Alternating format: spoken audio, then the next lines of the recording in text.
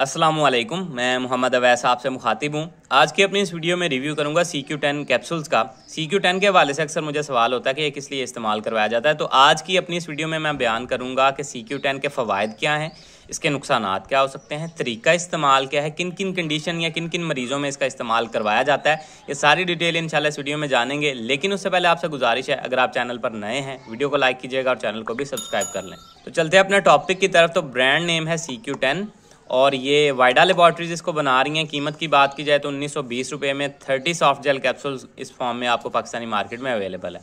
अब बात करते हैं इसमें मौजूद फार्मूला की। तो इसमें जो चीज़ ऐड की गई है वो है कोएंजाइम Q10 100 mg। अब ये कोएंजाइम Q10 चीज़ क्या है? तो ये बेसिकली एक विटामिन लाइक कंपाउंड है जो कुदरती तौर पे हमारे जिस्म में भी पैदा होता है और हर सेल में एनर्जी प्रोवाइड करने का काम करता है, एनर्जी प्रोडक्शन का काम करता है माइटोकॉन्ड्रिया में।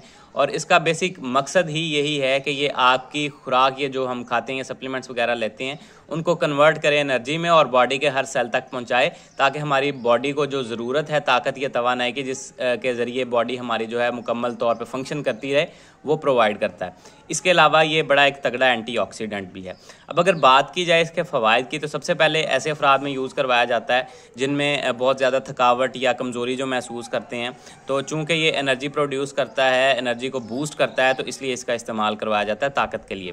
इसके अलावा ये दिल की सेहत के लिए बहुत ज़्यादा फ़ायदेमंद है। ब्लड प्रेशर को कंट्रोल करने, आपको स्ट्रोक से, हार्ट अटैक वगैरह से बचाने में भी मदद करता है। आपके जिस्म में ये सोजिश को कम करने की भी सलाहियत रखता है। तो अक्सर सोजिश के साथ बहुत सी बीमारियाँ पैदा होती हैं आपके जिस्म में, उनको कंट्रोल करने की भी सलाहियत रखता है। इसके अलावा जैसे कि मैंने आपको बताया कि एंटीऑक्सीडेंट है, तो ऑक्सीडेंट्स का काम ये होता है कि ये आपको फ्री रेडिकल्स, या आम अल्फाज में अगर आपको समझाऊँ तो हमारे जिस्म में मुख्तलिफ केमिकल रिएक्शंस के नतीजे में कुछ जो है नुकसानदेह अवामिल या फ्री रेडिकल्स पैदा होते हैं, जो कि हमारी बॉडी के मुख्तलिफ ऑर्गन्स को या पूरी बॉडी को ही मुख्तलिफ तरीके से नुकसान पहुंचा सकते हैं।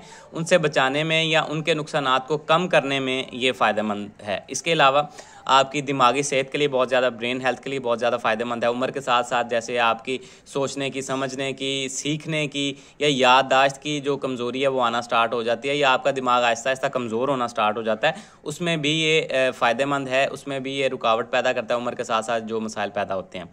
ठीक है। इसके अलावा ये फर्टिलिटी को, मर्द हजरात में और ख़वातीन में दोनों में ही फर्टिलिटी को बेहतर करता है। एग्स की जो प्रोडक्शन है उसको बेहतर करने में, मर्द हजरात में स्पर्म काउंट को बेहतर करने में ये हेल्प करता है। इसके अलावा ये एक्सरसाइज परफॉर्मेंस को भी बेहतर करता है। अगर कोई लोग जो है एक्सरसाइज करते हैं और थकावट या कमज़ोरी महसूस करना स्टार्ट कर देते हैं, तो उनमें भी इसका इस्तेमाल करवाया जाता है। इसके अलावा ऐसे अफराद जिनको स्टेटिन अद्वियात दी जाती हैं, यानी कि कोलेस्ट्रॉल को कम करने के लिए जिनको अद्वियात दी जाती हैं, उनमें अक्सर दर्दें स्टार्ट हो जाती हैं, पट्ठों में या जोड़ों में तकलीफ होना स्टार्ट हो जाती हैं, तो उनमें भी इसका इस्तेमाल करवाया जाता है। उनमें इस दर्दों को, सोजिश को कम करने में भी इसका फ़ायदा है। इसके अलावा ये एंटी एजिंग प्रॉपर्टी भी रखता है। तो उम्र के साथ साथ हमारे जिस्म में जो कमज़ोरियाँ, स्किन कमज़ोर, बाल कमज़ोर, नाखून कमज़ोर, नज़र कमज़ोर, तो मुख्तलिफ तरह के ऑर्गन्स जो हैं, दिमाग जो है वो कमज़ोर होना स्टार्ट हो जाता है। तो एंटी एजिंग इसलिए है कि ये इन चीज़ों में भी रुकावट पैदा करता है और आपको जवान रखने और बुढ़ापे के जो मसाइल हैं उनसे बचाने में हेल्प करता है। तो ये सारे इसके फ़वाइद हैं मेन जो मैंने आपको बता दिए। अब अगर बात की जाए इसके नुकसानात की, तो ऐसे कोई ज़्यादा साइड इफ़ेक्ट्स आपको देखने में नहीं मिलते। अलबत्ता कुछ अफराद में उल्टी मतली की कैफियत, स्टमक अपसेट हो सकता है, डायरिया हो सकता है और भूख में कमी वाक़या हो सकती है। और अगर आप इसको रात देर से लें, मतलब कि रात को या शाम को आप इसको इस्तेमाल करें, तो इंसोम्निया यानी कि नींद ना आने के मसाइल भी आपको देखने में मिल सकते हैं। अब अगर बात की जाए इसके तरीका इस्तेमाल के डोजेज के बारे में, तो डेली का एक कैप्सूल दिया जाता है 100 mg का। खाने के बाद 1 गिलास पानी के साथ आपने लेना होता है। और बाज़ औक़ात आपकी कंडीशन के हिसाब से कुछ कंडीशंस में सुबह शाम भी 100 mg का एक कैप्सूल डॉक्टर्स इस्तेमाल करवा सकते हैं, या जिस तरह से आपके डॉक्टर्स आपको प्रेस्क्राइब करें आपने उस तरह से यूज़ करना है। तो ये सारी डिटेल थी जी CQ10 कैप्सूल से रिलेटेड। उम्मीद है आप लोगों को पसंद आई होगी। इससे रिलेटेड कुछ सवाल है कमेंट सेक्शन में आप मुझसे पूछ सकते हैं। अपना ख्याल रखिएगा। अल्लाह हाफिज़।